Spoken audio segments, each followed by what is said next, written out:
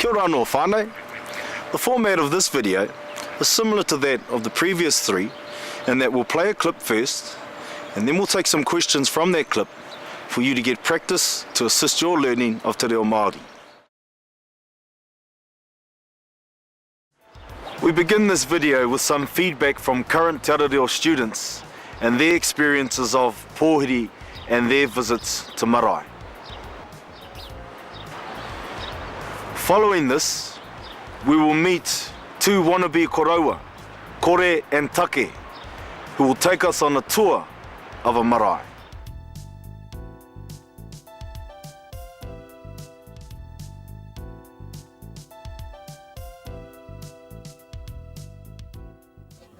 I don't remember my first visit, but with an Ao whānau,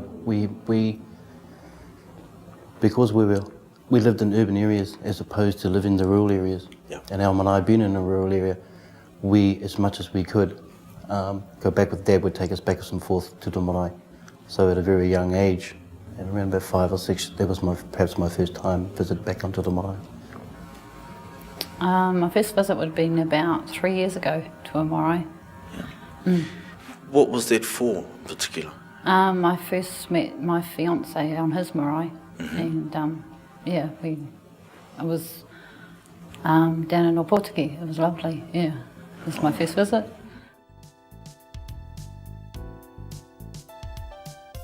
It's something that stayed with me ever since my first visit, and was my introduction to the dishes, washing dishes. It was my introduction to become a cook.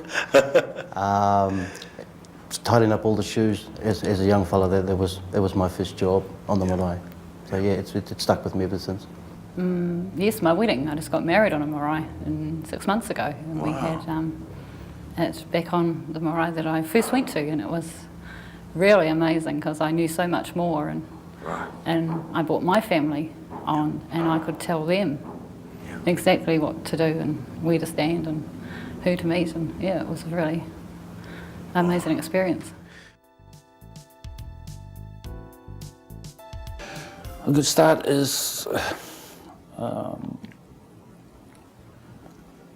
Tui Wānanga, a group of students like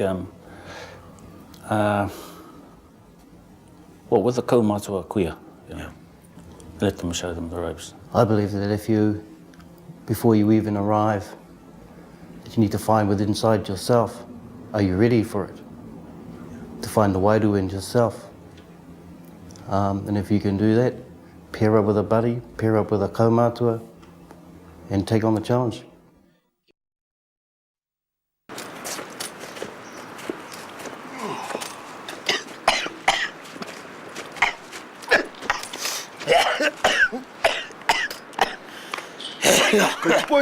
Hey, kia ora wha. Hey. Gee, they look after our marae nice nowadays, don't they? Ai, tino a tāu a tō tātou marae. Mow the lawns. Ai. Tiro, look at our marae out there. Te marae, a tū mātou e. Oh, tū mātou e. Te marae, o tā aunties. O tā te marae of tō wife. Oh, hot good. Te tiro. Te pai pai. Te pai pai. Ai. Te place where a kōrero. Ai.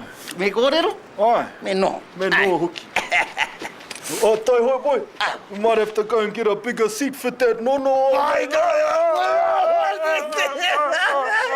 Ara mai tō whaka. Ai. Damn, I'm good.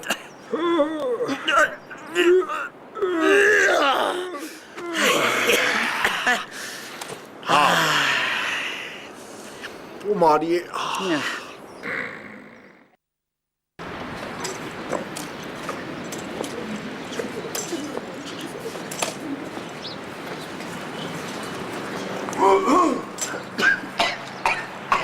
Kāwhai. Ngā whare paku. Ngā whare paku. A tāhua tonu ngā whare paku ne? Ai. Pirangi au ki te haere ki te whare paku. O kau te pai. Ai. Haere kui tō hai. You gonna be long? 40 minutes. Oh. Oh, right there. That's on.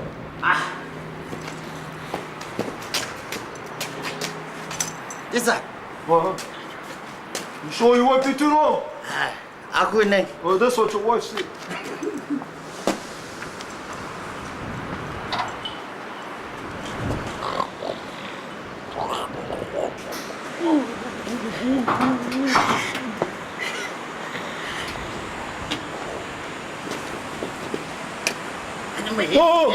Komut.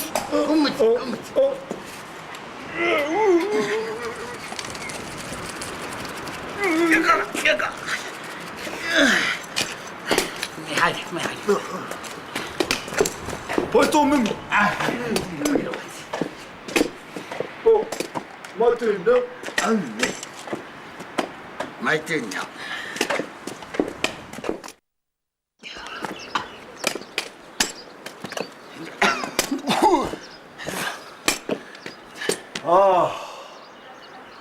A whare moe.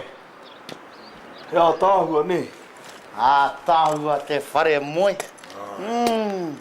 Brings back a lot of memories. Oh, most of it. Lot of memories. Do you remember Alice? Whare whare? Alice, whare. You got your teeth on it, didn't you, boy? Oh, there wasn't much more in the whare that night. What was her nickname? Potato breath or something? Aida. Oh, she was our looker. Tinkas. Those were the days, eh? Aye. Me Heidi? Hey, Aye. let's go and take a look inside.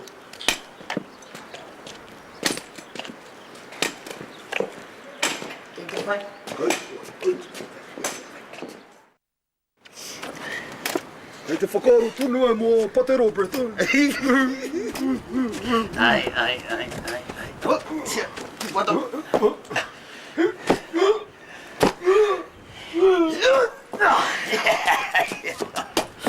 Wait.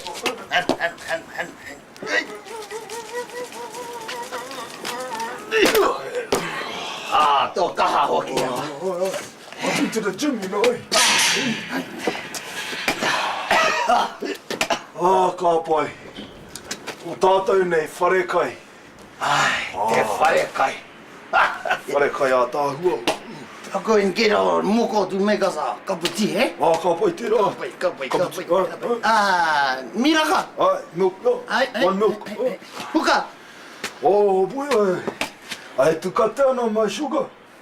You cut down. Doctor. Takuta said, got to cut right back on my sugar, so I've cut it right down here. Diabetes? Yeah. Kino.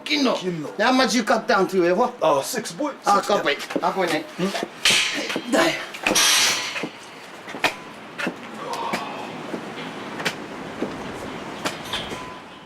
The next clip will walk you through the various stages of the pōhiri.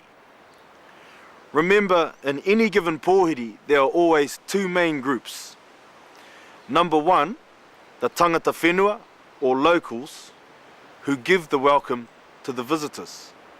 And two, the manuhiri, or the visiting group, who receive the welcome. To help you along, note that our two koraua, kore and take, form part of the tangata whenua, or local group. Let's take a look.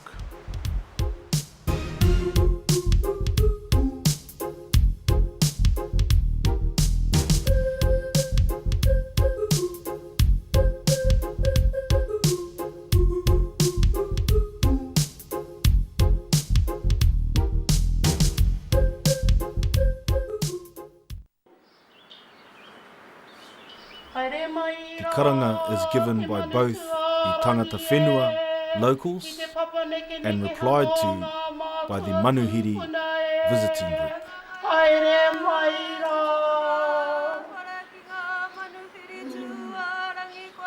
The pōhiri begins with the karanga, which is performed by the women.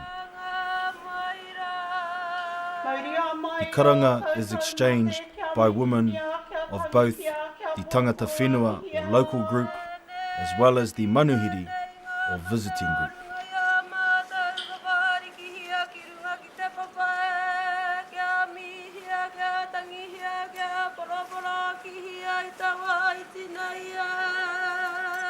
Manuhiri are encouraged to bring with them those who have departed on to the spiritual world.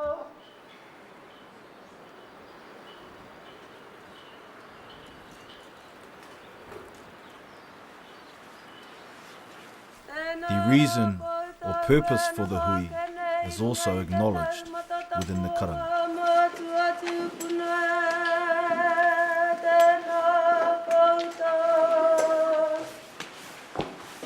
When entering the marae for the pōhiri, it is typical for the group to be led by the women with the men at the back.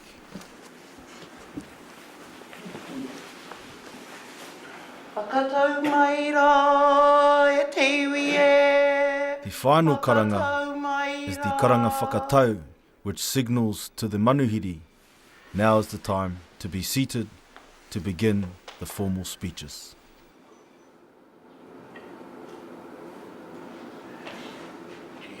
The formal speeches, or whai kōrero, begin with the tangata whenua, locals. It is typical to acknowledge the Creator, followed by Te Ātairangi Kāhu, the Māori Queen, followed by Ngā Tini Aitua, or those who have gone on to the spiritual world. A kai kōrero will usually then acknowledge the reason why the two groups have come together. Mihi, tēnei ki a koutou e haramai I runga te kaupapa o tarānei. Nau mai, haramai, haramai. Haramai ki runga tēnei marae o tātou. Māri ki nā mate iru, runga tēnei marae. Ko tātou I kōrero e wai tēnei I runga tarānei.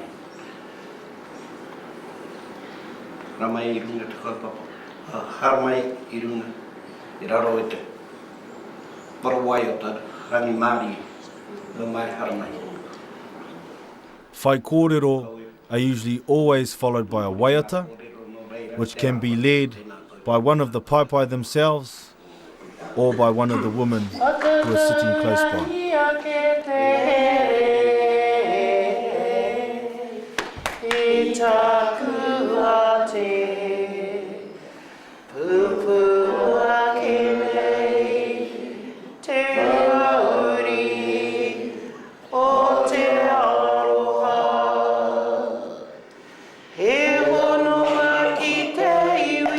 In any given pōhiri, when a waiata is performed, an attempt is made to link that waiata to the words that were spoken in that particular whai kōrero.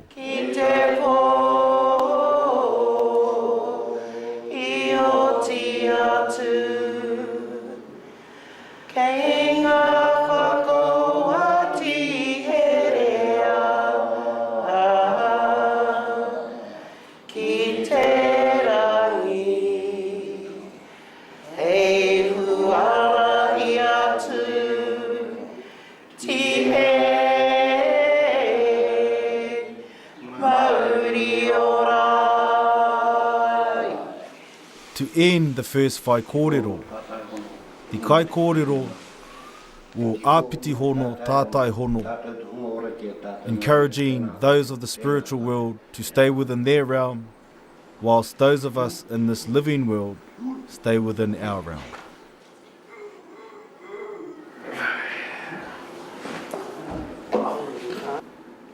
Depending on the particular kawa or practice of the marae, the second speaker may be from the manuhiri or visitor's side. Ka tuku nātu e kupu tau toko I ngā manaakitanga ki runga I te kāhui ariki o tira ki a te ātairangi kāhu, te kāhui ariki whānui tonu, kia mau tonu ngā manaakitanga ki runga iaia I noho mai nā, I runga I tōna ahurewa tapu. Again, a format may be followed whereby the Creator is acknowledged, Te Atairangi Kāhu, the Māori Queen is acknowledged, and Ngā Tini Aitua, or those who have departed on to the spiritual world, are remembered and acknowledged.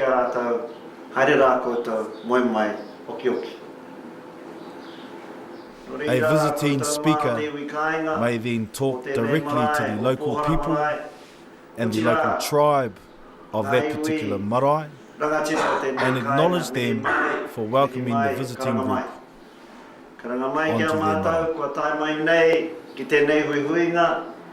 Again, the purpose of the gathering between the two groups is acknowledged and saluted.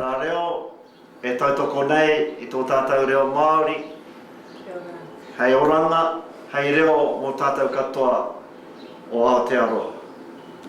Nō reira I runga I ēnei kupu iti, tēnei rā, te tū I roto I te whakaiti, te mihi kia koutou, te iwi kāinga, tēnā koutou, kia ora hui hui tātou katoa. Kia ora nama. A waiata tautoko is performed for the first speaker of the visiting manuhiri side. And again, that particular song is selected because of its relevance to the words spoken by that kaikōrero.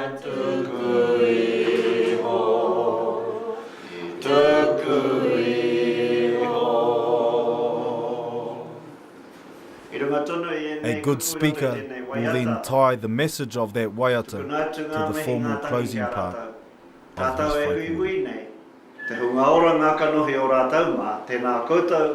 The kaikōrero from the manuhiri side then lays the koha, which can occur in the form of money, food, or any other taonga that may assist the particular hui. The koha is then acknowledged by one of the women through the form of karanga. It is then the job of one of the men to step forward and collect that particular koha.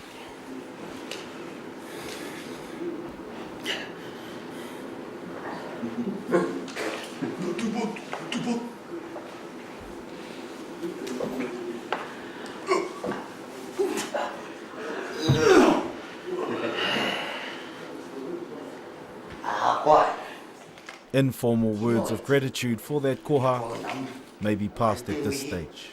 Tēnā koutou, tēnā koutou. Kia ora.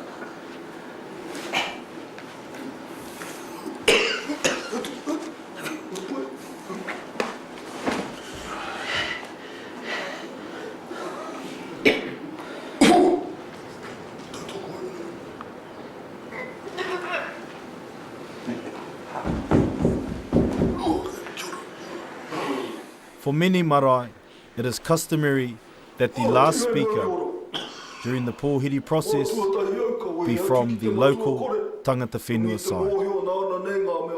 Again, the Creator, Te Atairangi Kāhu, and those who have departed to the spiritual world are remembered and acknowledged.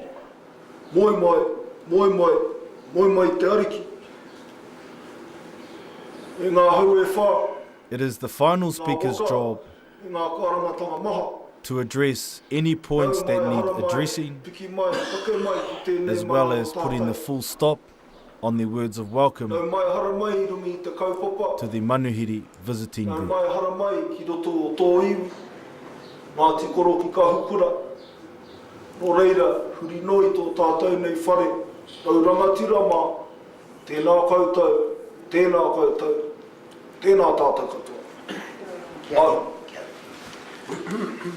A final waiata tautoko is sung for the last speaker of the tangata whenua side,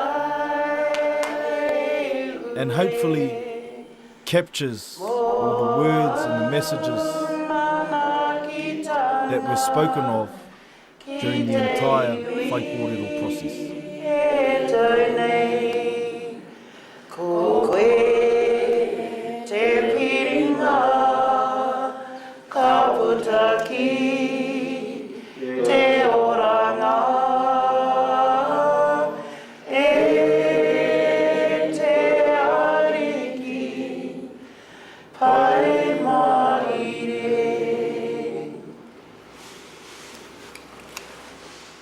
The final kai kōrero for the tangata whenua side executes the formal closing ceremony of his whai kōrero.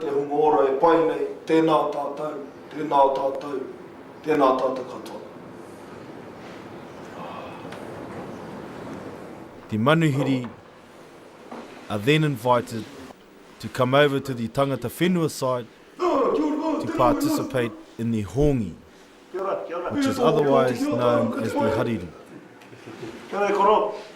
It is at this stage that the breath of life is shared and both the manuhiri and the tangata whenua become one, or tangata whenua of that mara.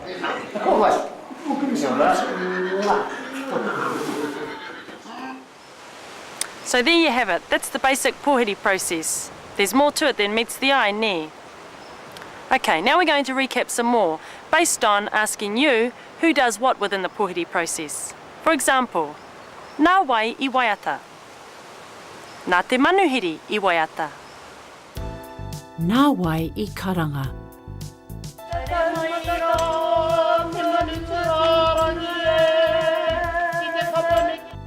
Nā ngā kai karanga I karanga. Nā wai I whai kōrero. O koutou mate, o tātou mate, kia tangi hea ta. Nā ngā kai kōrero I whai kōrero. Nā wai I waiata. I te mea no nāia me. Nā te manuhiri I waiata. Nā wai I waiata.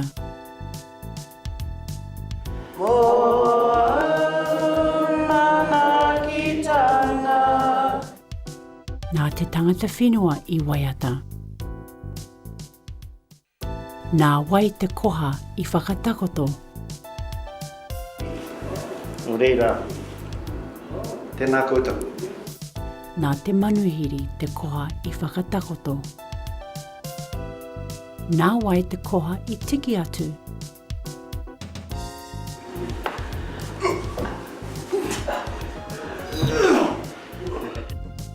Nā te tangata whenua te koha I tiki atu.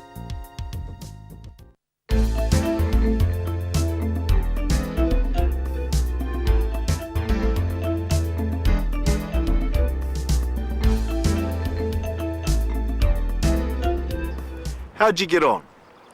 We hope this clarifies the pōhiri process for you and enables you to understand more who performs what role. Now we're going to repeat the three waiata that were sung by both the tangata whenua and the manuhiri, and we'll even include the words so you can sing along too. Kia kaha te waiata. Whakataurangi ake te here I taku a te pupu ake nei te auri o te aroha he hononga ki te iwi kua whakanaro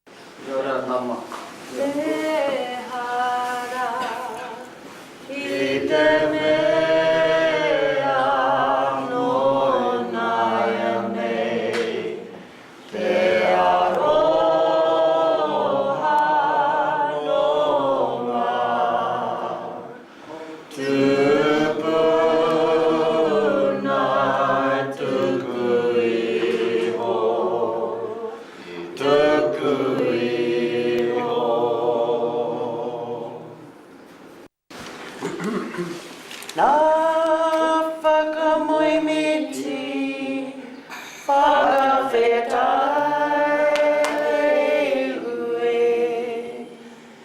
mo manakitanga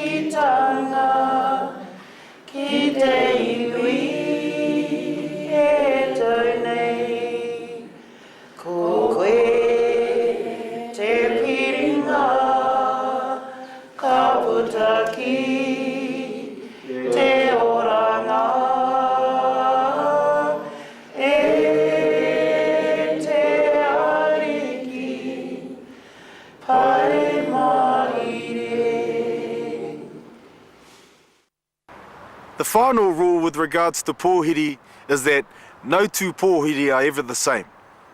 But these fundamentals should help guide you through any pōhiri process. But remember, āta titiro, āta whakarongo, and you should be okay.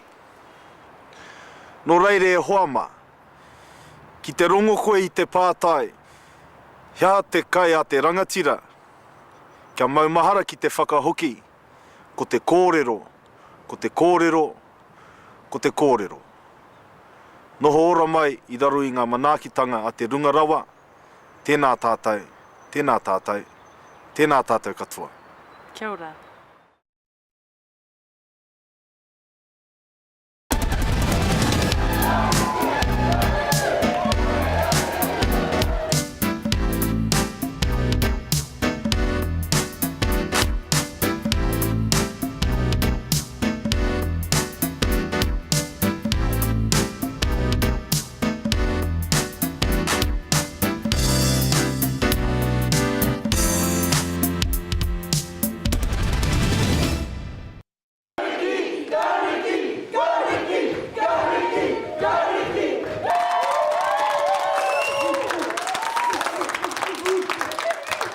Tēnā koutou, ngā mihi nui, ngā mihi aroha ki a koutou katoa.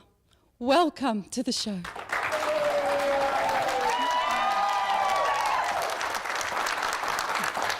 On tonight's Ricky Moana special, we have featured an up-and-coming band of talentedly,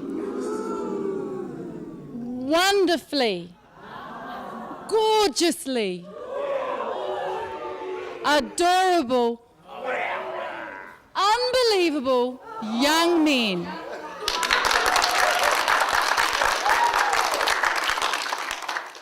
Whose number one song has reached number one on Te Reo Irirangi o Pohara.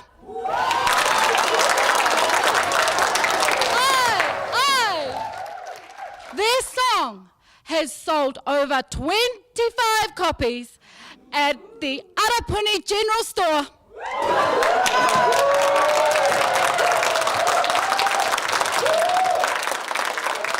He tangata rongo nui o te ao. Ko wai atu, ko Piki Whara Wannabe!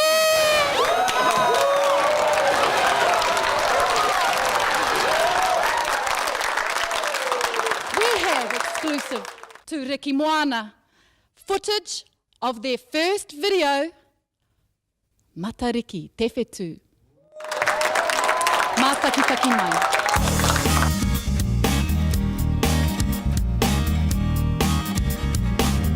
Matariki te whetū o te tau Māori.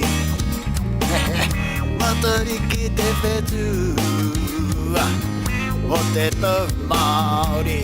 Come on, hit me now. Kahuri, kahuri te tau au, he ahara o whakatau. He ahara, hue! Kare au e kai pai pa. Kare au e inu pia. Kare au e kanga kanga. Kare au e mangere. Aira ne ka tutuki. Kare kore ka tutuki pai. Ka tutuki pai.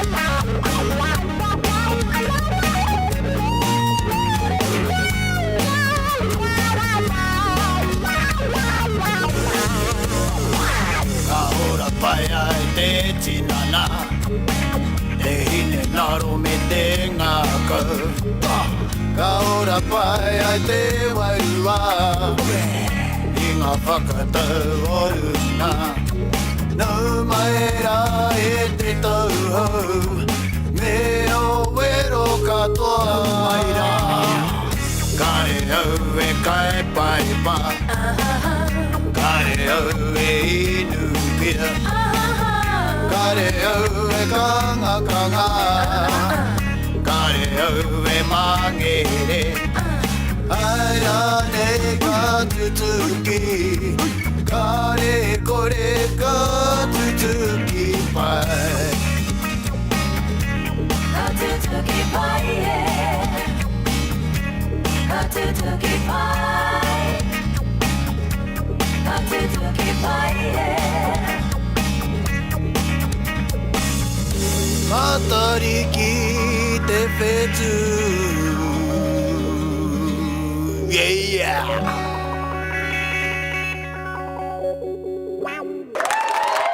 Ka tiro tiro tātou, ki o rātou tūmanua. Let's hear what the audience has to say.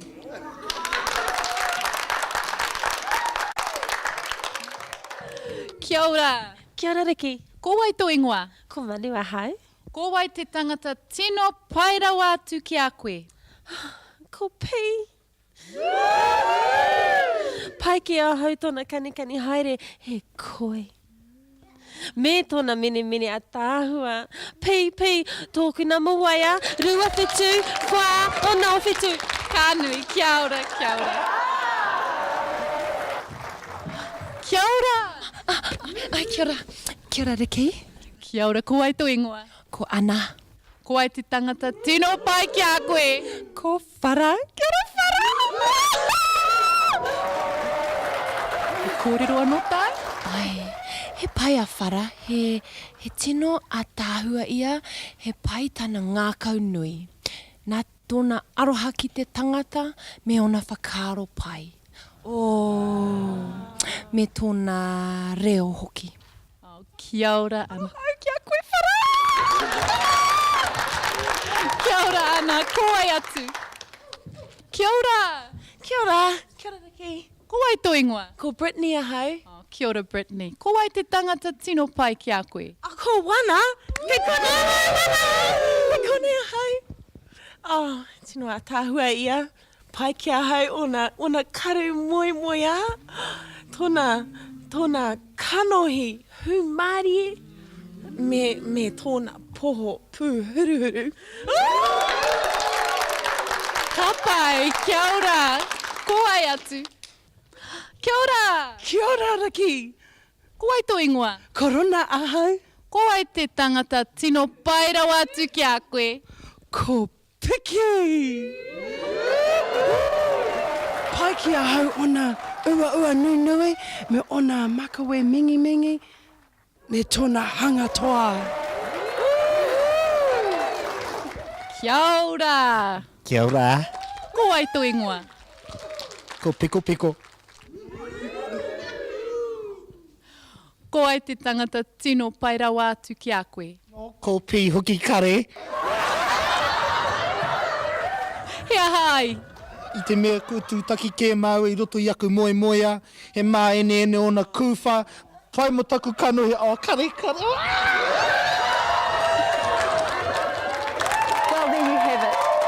We're going to take a commercial break now, and when we come back, we're going to have who else but Piki Whanawanapi.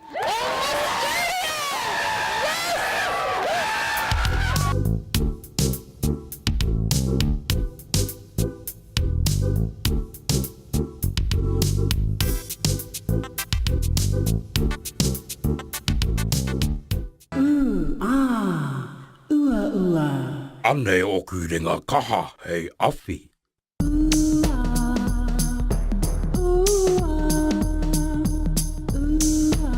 Karawhiua, mena ka kai tēnei ka whai kaha koe.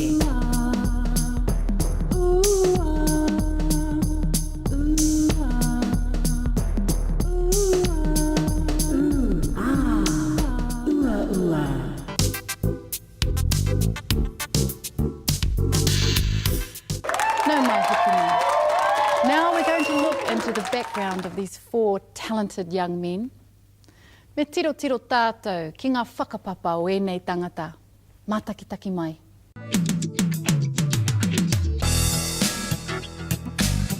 Ko wana tēnei. Nō whāngarei ia. Ko ngā puhi tōna iwi.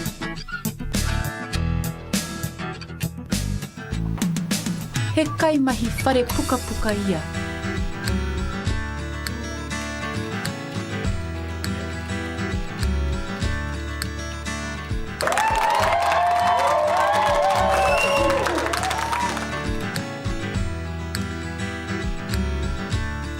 Ko piki tēnei.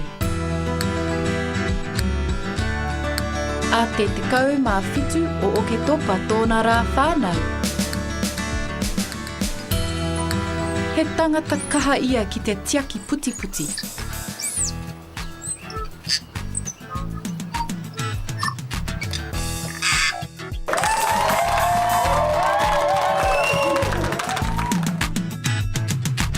Ko whara tēnei. Ko pita rawa ko mere o nā mātua. Ko maumahara tōna marae. He kaiwhitinga whakaaro ia.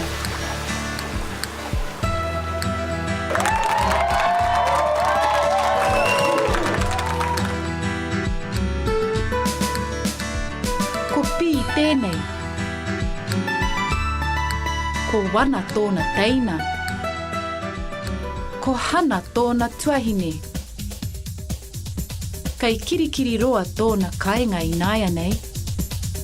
He kaimahi whakakori tinana ia.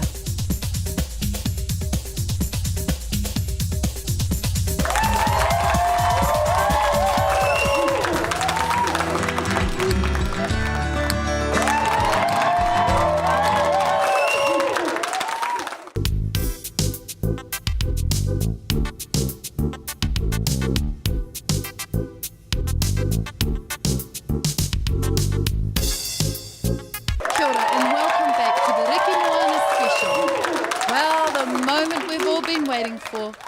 Anei rātou, ko Piki Wharawanapi, homai te paki paki!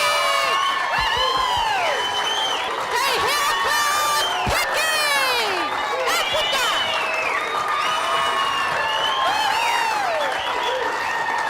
E koe hoki, mara! Puta mai mara! Kia ora, wana! Puta mai!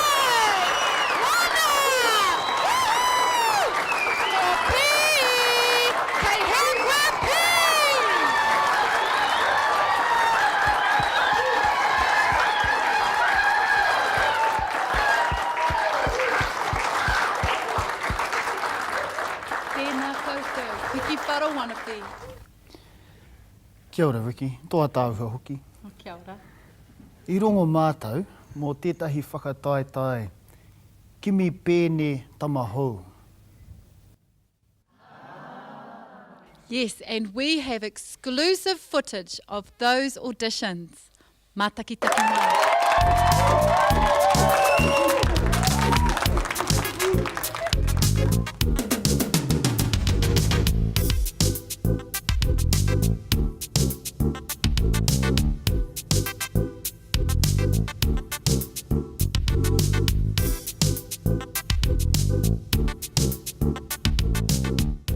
Tēnā, koe te tangata tuatai.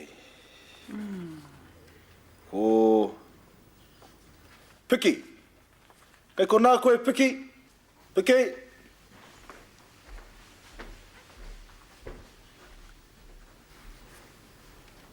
Tēnā koe. Tēnā kōrua.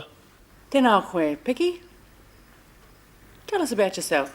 Ko mara whara tōku iwi. He tangata kaha au ki te kai ahi kirimi. Tēnā, kanikani mai.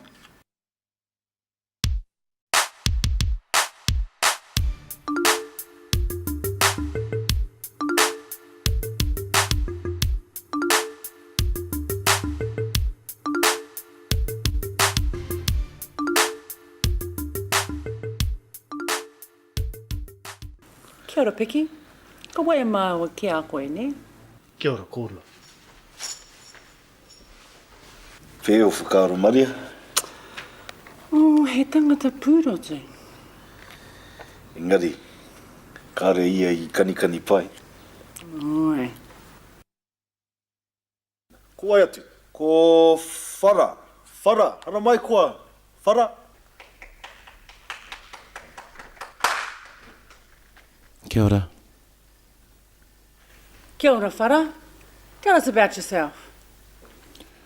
No kirikiri roa ahau. He tangata kaha ahau ki te tuku aroha ki ngā mea katoa mai te rangi ki te whenua. Kia ora, tēnā, waiata mai, whara. I'll try.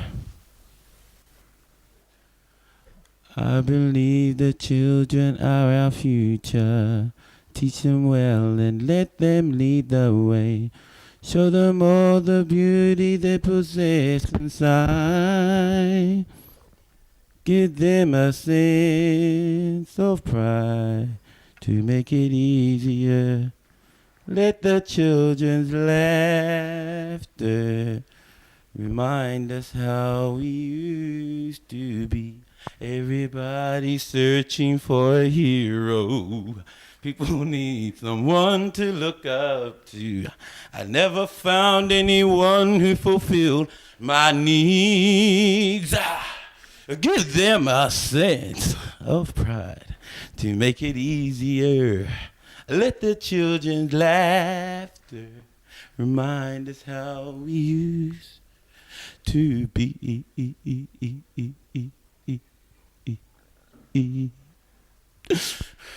Thank you. Thank you. Ka waia māua ki a koe, ne?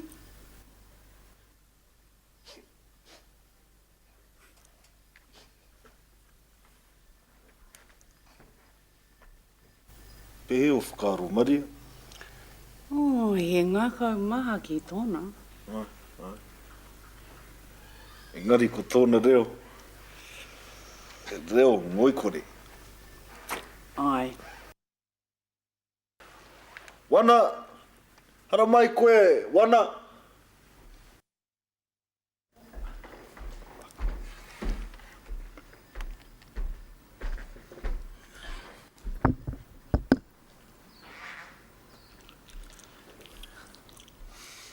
Kia ora, Wana.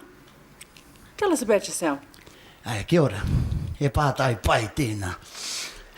I te tāu tōku pāpua, ko i o matua kuri tēnā. I te tāu tōku māma ko papa tūnuku. Ko ku mātua, tino rongo nui. Ko tōku maunga, ko teitei, ko tōku aua, ko tere. Ai. Ko tōku iwi, ko rongo nui. Ai, ko e tēnā. Ai, e tangata tino kaha hau. Ki te pūre raku, ki te waiata, ki te kanikani, ki te haka, ki te mahi taiaha, te mahi pui, ngā mahi katoa. He tangata tino kaha hau. Ki te kōrero ki ngā wahine. Kia ora. Ki ngā aitaiwa, kare anō kia mutu. He tangata tino kaha hau ki te kōrero, ki te waiata. Tēnā koe, wana, kia ora. Ngā mihi nui. Waiata mai, ne? Ai, tēnā whakarungo mai.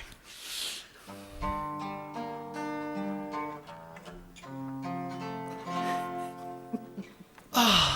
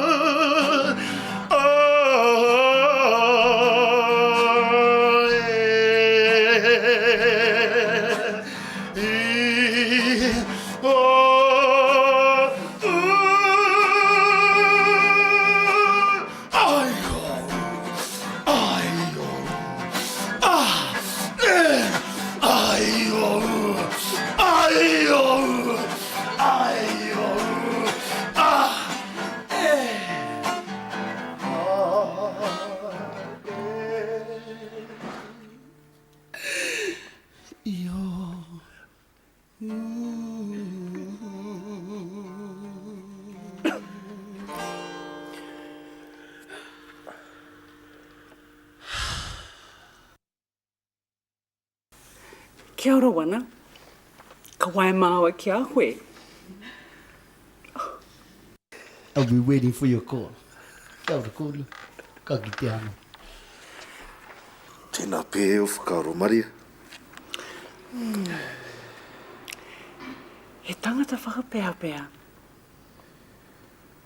Engari he tangata hu Māori. Pi, kai ko nā koe pi, hara mai koa.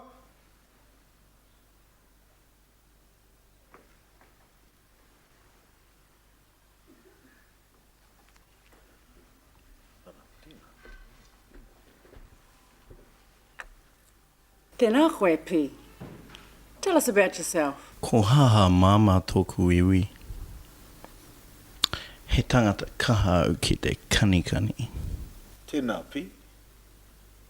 Kanikani mai. Hei te ngokia I te tuanui o te pahi. Hei te kore te au I te kuri au tutu. E noho. Hei te mene mai te piri mana pata pakai. Hei te ngomoro te keru ona. Kia ora Pi. Ka waia māua ki a hoi. Ni? Tēnā pē he o whakaaro mō pī Maria. Well, he toa Pi ki te kanikani? Aua.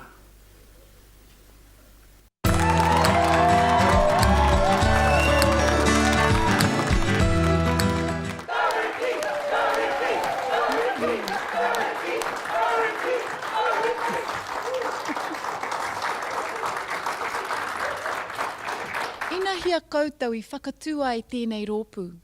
I te tau kotahi mano, iwa rau, iwa takau mai iwa. I tūtaki ahau I a whara.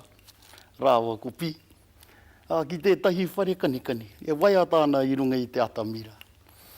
I whakaaro ahau, he rawe. Katahi ka tūtaki I a piki. I tētahi toa hoko puti. I reira ia e waia tāna ki tētahi pohutukawa. Te reka hoki o tōna reo e hoa. Ai, koina te tīmatanga o tētahi honanga peri pai. He toa whara ki te waiata I ngā waiata moe a. He toa pi ki te kanikani. He toa wana ki te whakapai o na makawe rite ki te nāhere. He tangata kaha piki ki te tito waiata. Kaha koutou a muri o tēnei. Ka haere ki tā wāhi, ki te whakapāho I o mātou karere, ki te ao katoa. Kia ora. Kia ora. Tēnā koutou. Piki whara wanapi. Yeah.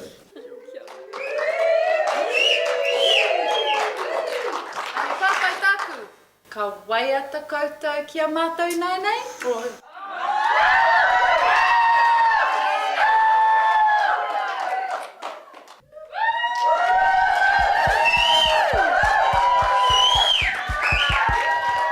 We'll be right back after this commercial break.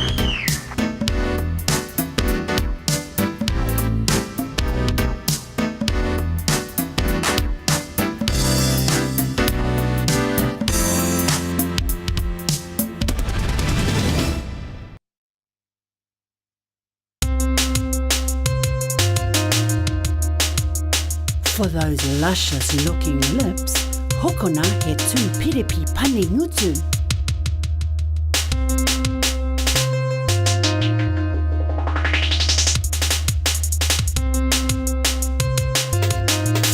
Ka kite koe I te rereketanga?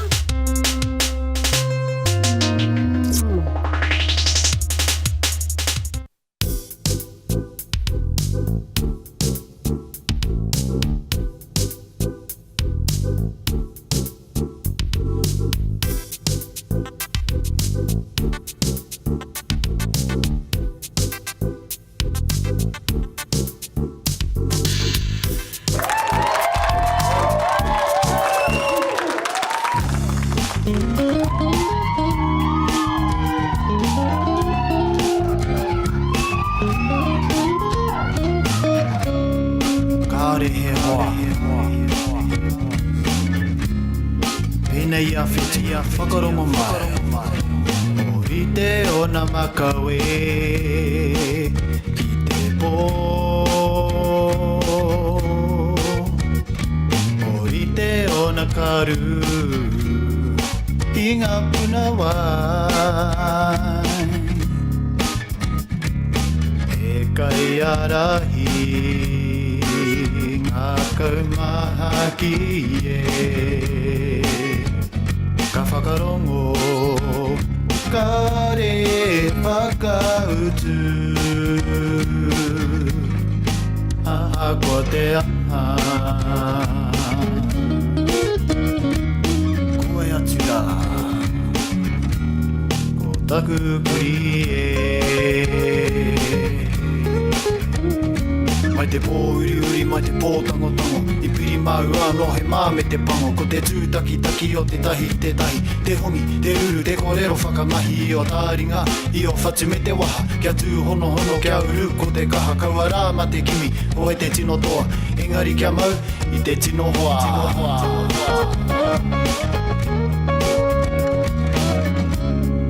Kare he hoa, pēnei ia hēni. Whakarongo mai.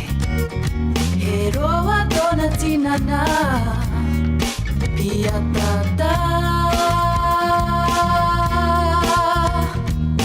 Maro te kiri, ma ene ene.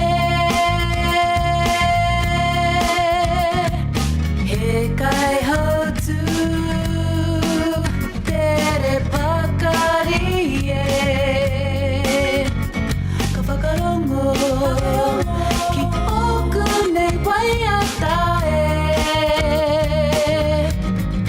Aha ko te aha. Ko ai atu rā.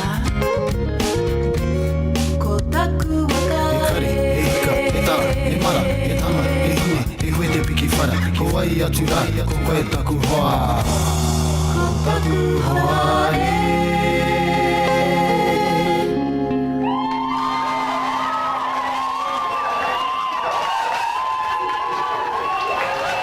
Thank you for joining me on this very special edition of Riki Moana.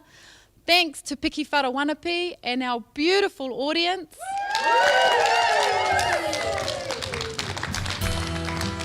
Kia kaha, kia toa, kia manawa nui, hō Māori. Ka kite, ka kite.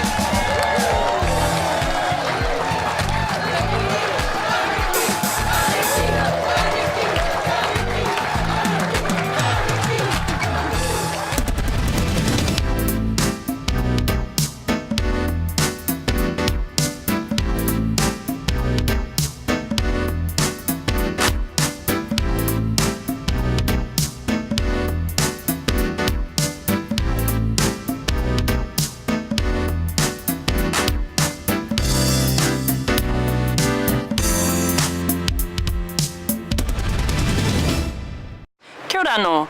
In this next segment, we will replay some clips which will show some of the audience identify the qualities and attributes of their favourite stars.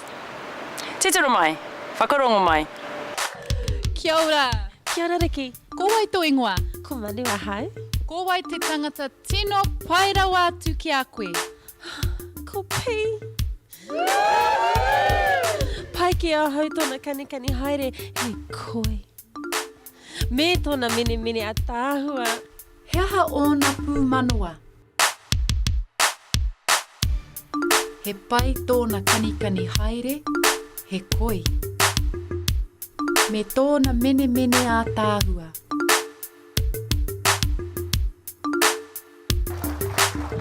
Kia ora! Kia ora. Kia ora Riki. Kia ora, ko ai tō ingoa. Ko Ana. Ko ai te tangata tino pai ki a koe. Ko Whara. Kia ora Whara. E kōrero anō tai? Ai, he pai a Whara, he tino a tāhua ia, he pai tana ngākau nui. Nā tōna aroha ki te tangata, me ona whakaaro pai. Me tōna reo hoki. He aha ōna pū manoa. He tino a tāhua ia. He pai tōna ngākau nui. Nā tōna aroha ki te tangata me ona whakaaro pai. Me tōna reo hoki. Kia ora! Kia ora! Kia ora ki. Ko wai tō ingoa? Ko Brittany a hau. Kia ora, Brittany. Ko wai te tangata tino pai ki a koe? Ko wana? Te kone! Te kone a hau. Oh, tino a tāhua ia. Pai ki a hau ona karu moi moi a. Tōna kanohi hu Māori. Me tōna poho pū huruhuru. He aha ōna pūmanua. Ōna karu moe moea. Tōna kanohi hu Māori. Me tōna poho pū huruhuru. Kia ora! Kia ora, Raki. Ko wai tō ingoa? Korona ahau. Ko wai te tangata tino pai rau atu ki a koe? Ko Piki. Pai ki ahau ona ua nui me ona makawe mingi me tōna hanga toa. He aha ōna pūmanua. Ōna ua nui me ōna makawe mingi me tōna hangatoa.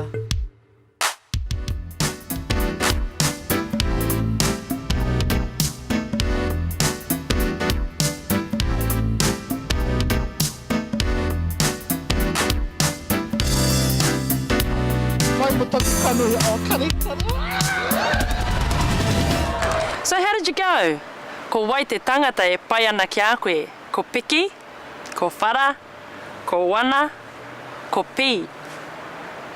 In this next segment, we're going to show you some photographs of Piki, Whara, Wana and Pi. And we're going to ask you some questions and leave a gap for your answer. See how you go. Ka kaha. Ko wana tēnei. No whāngarei ia. Ko ngā puhi tōna iwi.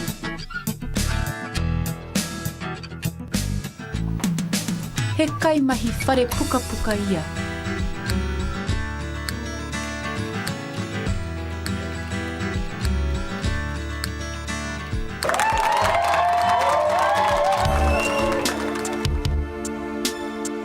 Ko wai tēnei. Ko wana tēnei. No hea ia. No whāngarei ia. Ko wai tōna iwi. Ko ngā puhi tōna iwi. He aha tāna mahi. He kaimahi whare puka puka ia.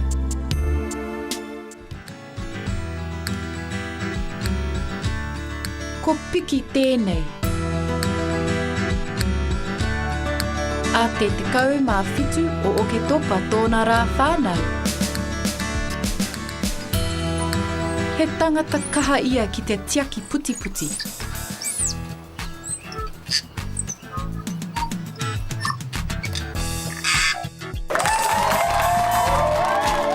Ko wai tēnei.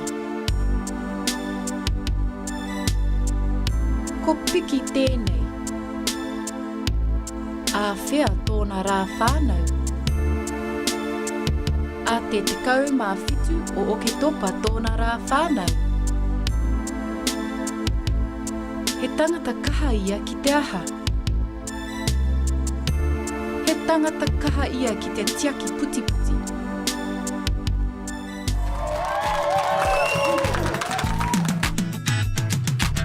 Ko Whara tēnei. Ko pita rawa ko mere o nā mātua. Ko maumahara tōna marae. He kaipitinga whakaaro ia.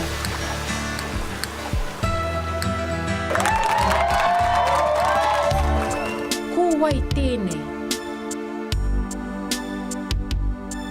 whara tēnei. Ko wai o na mātua. Ko pita rawa ko mere o na mātua. Ko wai tōna marae. Ko maumahara tōna marae. He aha tāna mahi. He kaiwhitinga whakaaro ia.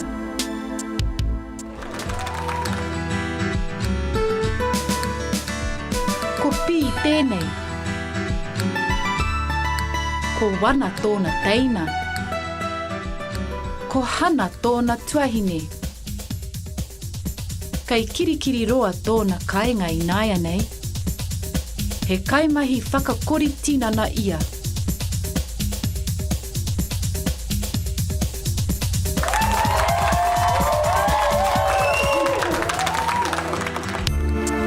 Ko wai tēnei.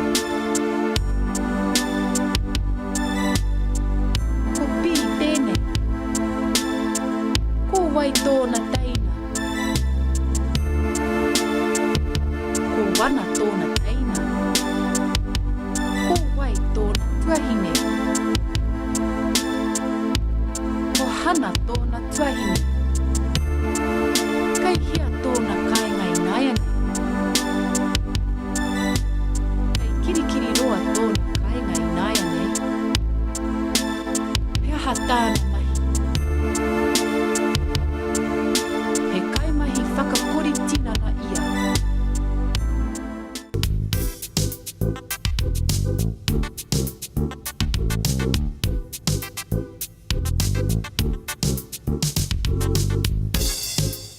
Tēnā, i pēhea koutou mahi whānau, ngā wari noa mō koutou, ne, ka we tito, ka pai hoki, tū meke rawa. In this next exercise, it's similar to the others, but this time we'll focus on whakapapa aspects and those qualities that the band members have recognised in each other. Anō nei, āta titiro, āta whakarongo, kia pai ai ngā mahi. Tēnā koe, Piki. Tell us about yourself. Ko mara whara tōku iwi. Ko wai tōna iwi. Ko marawhara tōna iwi. He tangata kaha au ki te kai ahi kirimi. He tangata kaha ia ki te aha. He tangata kaha ia ki te kai ahi kirimi. Kia ora whara. Tell us about yourself. No kirikiri roa ahau. No hea whara. No kirikiri roa ia. He tangata kaha ahau ki te tuku aroha ki ngā mea katoa mai te rangi ki te whenua. He tangata kaha ia ki te aha. He tangata kaha ia ki te tuku aroha ki ngā mea katoa mai te rangi ki te whenua. Kia ora, wana. Tell us about yourself. Ai, kia ora. He pātai pai tēnā. I te tātoku pāpua, ko i o matua kuri tēnā. I te tātoku māma ko papa tūnuku. Ko ku mātua, tino rongonui. Ko toku maunga, ko teitei. Ko wai tōna maunga. Ko teitei tōna maunga. Ko toku aua, ko tere. Ko wai tōna awa. Ko tere tōna awa. Ai. Ko toku iwi, ko rongonui. Ai. Ko wai tōna iwi. Ko rongo nui tōna iwi. Ko e tēnā. Ai. E tangata tino kaha hau. Ki te pūre raku, ki te waiata, ki te kanikani, ki te haka, ki te mahi taiaha, te mahi pui, ngā mahi katoa. He tangata kaha ia ki te aha. He tangata kaha ia ki te purei raku, ki te waiata, te kanikani, ki te haka, ki te mahi taiaha, ki te mahi poi, me ngā mahi katoa. Tēnā koe, P. Tell us about yourself. Ko haha māma tōku iwi. Ko wai tōna iwi. Ko hahama tōna iwi. He tangata kaha au ki te kanikani. He tangata kaha ia ki te aha. He tangata kaha ia ki te kanikani.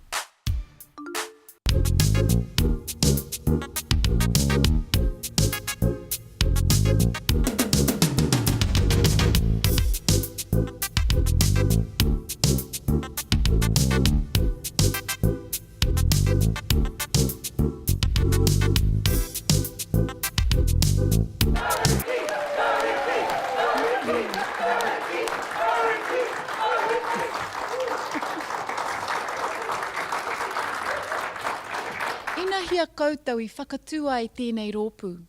I te tau kotahi mano, iwa rau, iwa takau mai iwa. I tūtaki ahau I a whara. Rāwa ko pi. Ki tētahi whare kanikani. E wai tāna I runga I te atamira. I whakaaro ahau. He rawe. Katahi ka tūtaki I a piki. I tētahi toa hoko puti puti. I reira ia e waia tāna ki tētahi pohutukawa. Te reka hoki o tōna reo e hoa. Ai, koina te tīmatanga o tētahi honanga pere pai. He toa whara ki te waiata I ngā waiata moe moe a. He toa whara ki te aha. He toa whara ki te waiata I ngā waiata moe moe a. He toa pi ki te kanikani. He toa pi ki te aha. He toa pi ki te kanikani.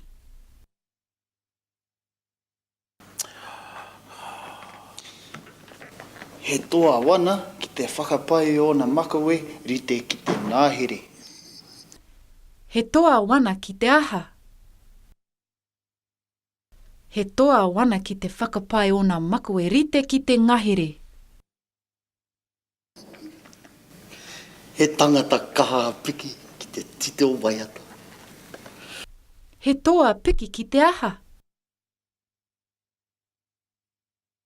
He tangata kaha piki ki te tito waiata.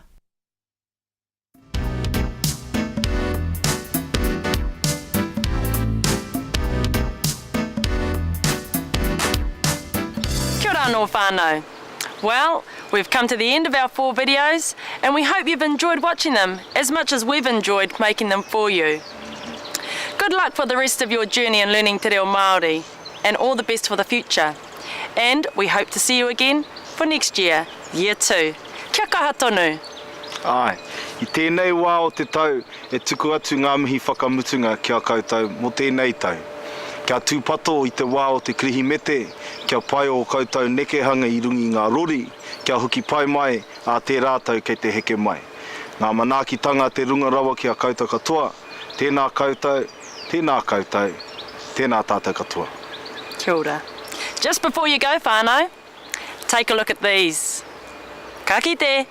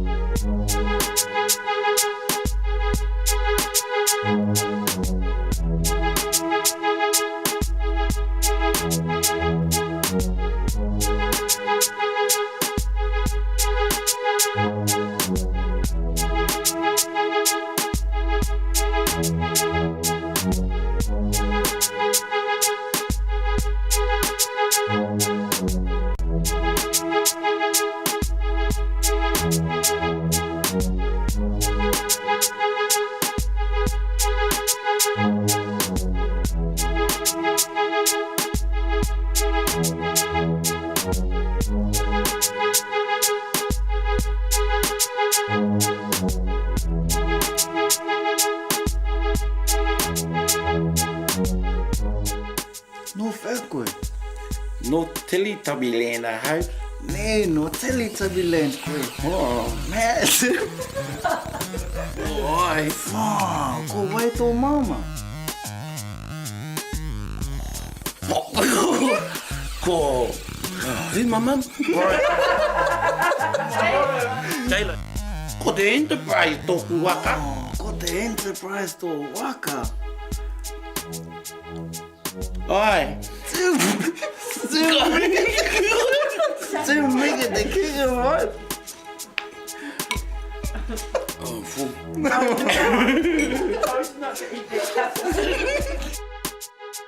So this is how you can test your spouse. We're going to greet you with the correct greet. We're going to greet you. And you have to reply. And you have to. We're going to greet you with the correct greeting. Tēnā koutou, you were right. And if you weren't, never mind, try again.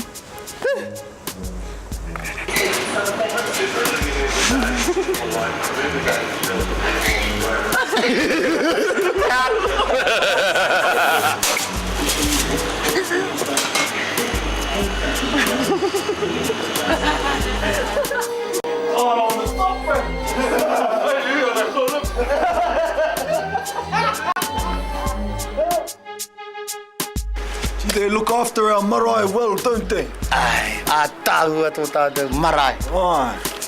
Te marae a tuma tauenga. Te marae a tea. Te marae.